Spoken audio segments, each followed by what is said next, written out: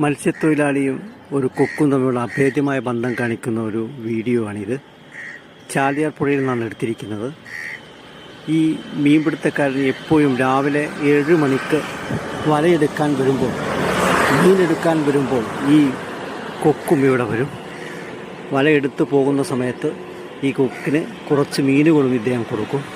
വർഷങ്ങളായി എപ്പോഴൊക്കെ ഈ മത്സ്യത്തൊഴിലാളി ഇവിടെ രാവിലെ മീൻ വലയെടുക്കാൻ വേണ്ടി വരുമ്പോൾ അപ്പോൾ എല്ലാം ഈ മീനിന് കൊക്കിന് മത്സ്യങ്ങൾ കൊടുക്കും. ആ ബന്ധം, മനോഹരമായ ഒരു ബന്ധത്തെക്കുറിച്ചുള്ള വീഡിയോ ആണ് ഇപ്പോൾ കാണിച്ചുകൊണ്ടിരിക്കുന്നത്. നോക്കൂ, ഇതെടുത്തിരിക്കുന്നത് കൂളിമാട് പാലത്തിൽ നിന്നാണ്. ചാലിയാർ പുഴയും ഇരുവഞ്ചിപ്പുഴയും സംഗമിക്കുന്നിടത്താണ് ഇപ്പോൾ സംഗമിക്കുന്ന മനോഹരമായ കാഴ്ച കാണാൻ വരുന്നവർക്ക് രാവിലെ പ്രഭാതങ്ങളിൽ ഈ ഒരു കാഴ്ചയും കാണാം.